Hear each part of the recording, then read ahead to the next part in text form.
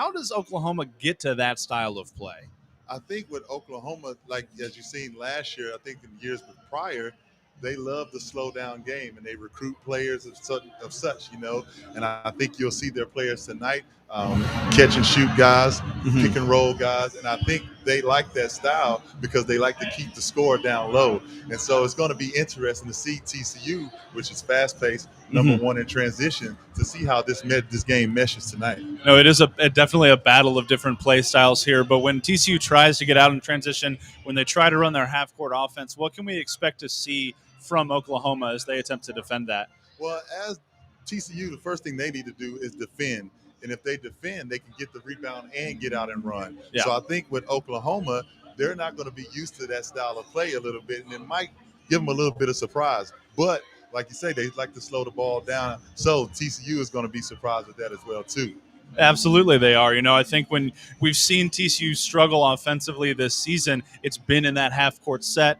When the game starts to slow down, the ball starts to slow down too. They're not passing it as well. They're not moving off ball as well.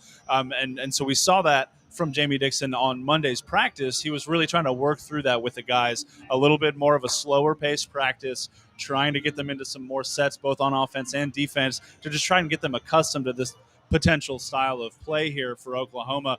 But when you think about the fact that there are so few possessions in a game when Oklahoma's going to try and slow it down, that puts rebounding at a pretty high premium, doesn't it? It really does, because when you slow the game down, like Oklahoma, if you miss your shot, you get the rebound. Oftentimes you're not going right back up. You're setting it up again, trying to get your offense ran again. And I think to mention with West Virginia, they did a good job of slowing the game down, and they ended up out rebounding TCU 31-19. And you see that was the result. They ended up winning the game. They did end up winning the game, and rebounding is going to be at a premium because of the potential pace that Oklahoma wants to play at. But rebounding is also going to be at a premium tonight for the Frogs because they're going to be without a key player. That brings us into our injury report here. Eddie Lampkin is out for TCU tonight. He suffered that high ankle sprain against Kansas the first half of that game. Tried to play a little bit in the second half, but was very clearly hurting. He was in a boot yesterday at practice, didn't play. What happens to TCU when Eddie Lampkin's not available, specifically when it comes to rebounding? Well, the good thing about TCU is that 1 through 5 is very athletic and capable of getting you 7 to 10 rebounds a game. Mm-hmm. Now, Big Eddie, he's definitely a bigger rebounder, and he's definitely the bulk of the Frogs' offensive and defensive rebounding. So now what the Frogs are going to have to do, Xavier Court is going to have to step up. Emmanuel Miller, he's going to have to step up more. And with Micah Peavy coming back, an athletic wing as well, he can definitely get you 7 to 10 rebounds on any given night as well, too. Yeah, that's a good point. Micah Peavy is coming back. He's been dealing with that back injury for the last 4 games, and he practiced on Friday, said he was a little too stiff to go against Kansas. Practice yesterday, was a full participant, looked like he was moving around really well. It is really good for the Frogs to have him back. Jamie Dixon has called him TCU's best defender multiple times this year. Beyond the rebounding, though, what does Micah Peavy bring to the table for this basketball team? I think because, Jamie Dixon, he prides his team on defense. So, as you mentioned, Micah Peavy is definitely the best defender for the Frogs for sure. So having him back, it helps you out when the Frogs are switching because he can guard the wings, he can guard the guards, and he can guard the inside as well. So I think that brings a positive for TCU's defense, and it can be a help because without Eddie Lampkin tonight, somebody else is going to have to step up on that defensive end. You're absolutely right. Micah Peavy's primed to be that person. You mentioned Xavier Cork as well. Jacoby Cole's going to get a lot of minutes at center as well tonight, probably too. But talk about Cork for a minute because he's a guy who came in that second half against Kansas and really had productive minutes in that second half. We saw a couple various post moves from him. He had some really good footwork. He was battling on the boards. What did you see from Xavier Cork that was impressive to you in that game? I felt like Xavier Cork, his energy was very high that game too. You seen him getting out and running in the transition, beating Kansas big men down the floor. And so that got his confidence going. So when he catches the ball in the post, now you see his footwork working in the post, finish with the left hand. And I think that was a big key for the Frogs as well as far as energy-wise. Well, it's a good opportunity for X to get some big minutes tonight. He's going to get the start in place of the injured Eddie Lampkin. Another guy to watch is Emmanuel Miller, because he did bang up his knee a little bit in that game against Kansas. He is expected to be a full participant tonight. But if Emmanuel Miller goes down, what happens to this? What's the game plan without E in the lineup? Well, you mentioned Jacoby Coles, Mhm. and I think this is the way the Frogs recruited their players is very good and strategic. So you have guys that can play multiple positions. So let's say Emmanuel Miller doesn't get as many minutes tonight. You have a Jacoby Coles that can step in and play maybe the 3 through the 5 position. So I think the Frogs will be okay in certain positions because they recruited to where guys can play multiple positions. It's a testament to that depth that we were talking about earlier. One more guy who's been a part of that depth over the last few games without Micah Peavy in the lineup is Oklahoma State transfer Rondell Walker. He looks like he's really come on. He got a shout out from Jamie Dixon after that win against Kansas for the tough defensive minutes he played. He had a couple buckets as well. Talk to me a little bit about Walker's game and how is he impacted by Peavy's return? I think for sure with Walker's game, he was more so at Oklahoma State, used to more minutes, definitely in playing, but now he's coming to more of a role and maybe coming off the bench a little bit. But what he's doing is the intangibles, JP, the things that do not show up in the stat sheet. And I think that's what Coach Dixon was alluding to as far as like how he played, getting hands on balls, getting steals, making the extra pass. A lot of stuff that you don't see that shows up in the stat sheet. Now with Michael Peavy coming back, he has to go back more into a role of coming off the bench and maybe his minutes being cut down. But he's playing such good basketball right now that I don't think that'll matter to him. Still got to bring the same energy, right? No matter how many minutes you play, you bring the energy. 1 minute or 30. Exactly. Doesn't matter. Rondell Walker was the big, tough frog coming out of that win against Kansas. You talked about the deflected passes. He had 6 against the Jayhawks. That was huge as the Frogs forced so many turnovers. They got out in transition and ended up running away with that game. We're going to continue this breakdown of TCU and Oklahoma on the Frogs Today pregame show when we get back from this break. For exclusive interviews and content on TCU recruits, subscribe now at frogstoday.com. Any sport, anytime. It's your source for all things TCU. Only on frogstoday.com.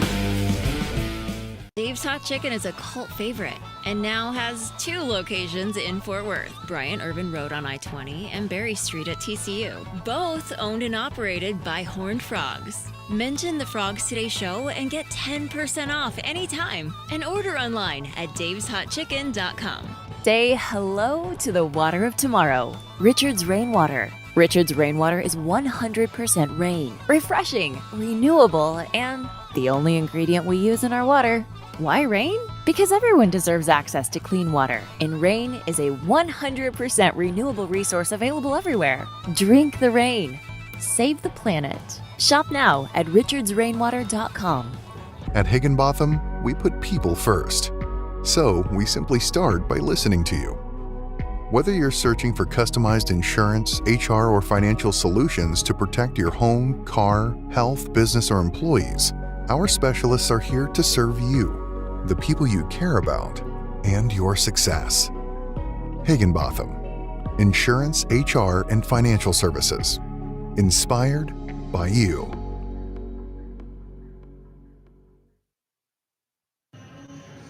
Welcome back into the Frogs Today pregame show here live at Schollmeyer Arena, where the Frogs are about to take on the Oklahoma Sooners at 7 p.m. on ESPN+. It's a blackout. It's a sellout. The students are going to be here. They're going to be rowdy bingo. It's going to be a great crowd tonight. But as we continue our preview of the Frogs and the Sooners, I know that Oklahoma's got some guys that can play, including a pair of brothers that gave the Frogs some fits last season. Yeah. What can you tell me about the Groves brothers? Man, the Groves brothers, they transferred in, and last year they definitely gave the Frogs problem, I think because they're skilled big men. You have Jacob Groves, who's definitely a great shooter, stretch 4. You know, we see that a lot more now in today's game. He's now shooting 39% from the field, from the three-point line, right now. So that's a good percentage. And then you also have his brother, Tanner. He's more physical. He's more pick and roll. He's more skillful around the basket, sets pick and rolls, gets everybody else involved. And I think with the way that they're fundamentally sound, it's going to be a test for the Frogs tonight. So when you think about the difference in their specific play styles as individuals, and you pair that with the fact that Eddie Lampkin's not going to be in this game tonight, how does TCU go about defending those guys? I think with Jacob Groves, you have to make him put it on the floor. He's a catch and shoot kind of stretch 4. So challenge his shots early. Don't let him see open looks. Definitely keep him low and uninvolved in the game so far. Then when you have with Tanner, just physical with him as well. Do not let him be physical with you and you not return the favor. So I think because that's what he likes, the physicality of the game. And you will see it, his offensive rebounding, his passing the ball, setting back picks, pick and roll. So the Frogs will definitely have to be aware of that if they want to get this win tonight. It sounds like there might be some foul trouble issues to maybe be concerned about too, especially with Lampkin out, Xavier Cork stepping in. He's got to play a clean game tonight and stay on the court, or they might cause some problems for the Frogs. You mentioned, though, that the Groves brothers transferred in. Well, Porter Moser loves the transfer portal because he went out and got a guard that's got some veteran experience. Grant Sherfield is here. He started his career at Wichita State, spent the last couple of seasons at Nevada. But what can you tell me about the guard that Moser got out of the portal? Man, Sherfield is definitely getting his share fill of shots tonight, right? So he's definitely the shooter on the team. He's the leading scorer at 17 points per game. So what he's doing that's helping Oklahoma out is that he's taking 100 more shots than any player on the team right now. So he's definitely their go-to guy. And he has his confidence high right now. And one thing I know about being a player, if you have your confidence up and your coaches trust in you and give you the green light to go, you definitely got a lot of time to shoot shots, have that confidence, and get everybody else involved if need be. Look, we talked about TCU's depth, and now we've seen Oklahoma. They've got a player who's got 100 more shots than anybody else on the team. It sounds like there might be a key in there to shutting down Oklahoma's offense, and that's shutting down Grant Sherfield. Definitely, for sure. But a lot of times also with a guy that is a volume shooter like Sherfield, sometimes if he gets his shots up, you have to make sure the other players don't get involved as well. Because I think Oklahoma, they're good at if Sherfield's scoring the ball and he's getting other players involved as well, that's when you run into trouble. And I think a great thing that TCU did with Kansas, Jalen Wilson, he's a great scorer. They let him score. He's kind of scored. He made tough shots, but we didn't let the role players get involved as well. And that's also how they got a great win against Kansas. So they're going to need to do this tonight against Oklahoma. Perfect. All right, well, let's get into our picks to click here. Bingo, I know that you've got a couple Horned Frogs that you think have to have a big game in order for TCU to come away with the win tonight. Who's your first pick to click tonight? Tonight I'm going to go with Emmanuel Miller. I think he's definitely a gamer. And last game against Kansas, he played well, but he didn't play to his potential. And I know he'll be itching and ready to come out and have a good game. And with Eddie Lampkin going down, he's definitely going to have to elevate his game just a little bit higher. He's the second best rebounder on the team this year. He's improved his three-point shooting, too, to the point where now NBA scouts are starting to take a look at him because of his measurables, his athleticism, and now if he can stretch the floor a little bit like he has been doing, that's a really good sign for his potential at the next level. I love that pick. I think I'm going to go my first pick with Micah Peavy. First game back after missing a couple with a back injury, and now you've got a volume shooter who you need to shut down. It sounds like a job for Micah Peavy. Best defender on the team. He's athletic. Like you said, he can guard the 4 to the 1, and he might have to do that tonight with Lampkin out of the game and Emmanuel Miller required to be down low probably a little bit more. Give me Micah Peavy to give the best defensive effort of his life tonight as the Frogs try to shut down Oklahoma and specifically shut down Grant Sherfield. But who's your second pick to click? I think my second pick, JP, I'm going to go with Chuck O'Bannon. All right. Chuck O'Bannon, he's definitely one of the Frogs' good scorers on the team. He's kind of up and down right now as far as the scoring wise, but he's helping out in other ways. I look for him to have a big offensive night because if we look at the season so far, Chuck hasn't had that breakout offensive game like we've seen from him in last seasons for sure, right? He's hit some big shots, though, right? He hit the game winner against Baylor. That was a huge shot, and we had a chance to talk to him earlier this week, some media availability, and I asked him what has improved about his game this season from last season. You know, he's 23 years old. He's still in college. He's playing with some young kids. He's closer to our age than he is some of the guys on the team, but he said he was really working hard on improving defensively, improving off-ball movement on offense, and I think you mentioned he's doing that at a higher level this year. Definitely, for sure. And I think that's the thing that keeps him out on the floor right now because a lot of times you see guys that are only scorers, you can't keep them on the floor because they're a liability on defense, right? Yeah. But Chuck has definitely picked it up defenses. His offensive rebounding, his rebounding overall has improved, and he's had a couple great blocks on the team as well, too. Yes, he has, and he's been a big reason that the Frogs haven't been as hurt by Micah Peavy's absence as they could have been otherwise. You know, for me, my second pick to click tonight is Xavier Cork. When you've got Eddie Lampkin, who's not in the game because he's got his ankle injury, then you've got to have a big man have presence down low. And that's Xavier tonight. He's going to get the start. He's going to get the bulk of the minutes. Jacoby's going to be down there a little bit. Emmanuel's going to be down there a little bit. But this is Xavier Cork's show. And what we've seen from him in limited time so far this year, I've been incredibly impressed by. Because you talk about a big man who can run the floor. Right. He rebounds with intensity. And he's got some tricks in his bag around the paint, man. He's got great footwork. He can score in a couple of different ways, and he can pass. We saw him with a couple of really good passes in the second half of that Kansas game to get some other guys involved. And it looks to me like Xavier Cork's game is really starting to develop into a complete player. We talk about the Grove brothers being fundamentally sound. TCU big men are fundamentally sound as well, too. You have Eddie Lampkin, that's a great passer. You have Cork, who's going to have to step up and take those minutes tonight. He's definitely a great passer. He's definitely got footwork around the rim. He's an athletic big man as well, too. And I think that's going to be the key, that he's going to be able to have the edge on the Grove brothers tonight, is his athleticism. Shout out to assistant coach Tony Benford. I know he's out there coaching those bigs. He was, not coaching you because he wasn't around yet, but he's been coaching those bigs for a long time at TCU. He's got Xavier Cork ready to play. I just know it. All right, as we wrap up the post-game or the pregame show here, give me your final thoughts on tonight's matchup and give me a score prediction. Who do you think wins? Well, my final thoughts on tonight's game is TCU just has to keep that momentum going. Yes, of course, we have a few injuries. Maybe a couple guys are banged up.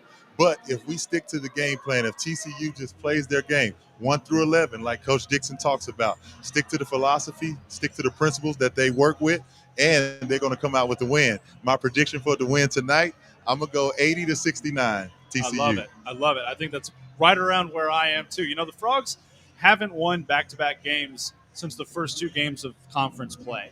And that needs to change for a couple different reasons, but mostly because you want to get as high a seed as possible when the NCAA tournament comes. And barring a disaster to the end of the season, the Frogs are trending in that direction. Joe Lunardi's got them projected as a 4 seed right now, which is pretty impressive.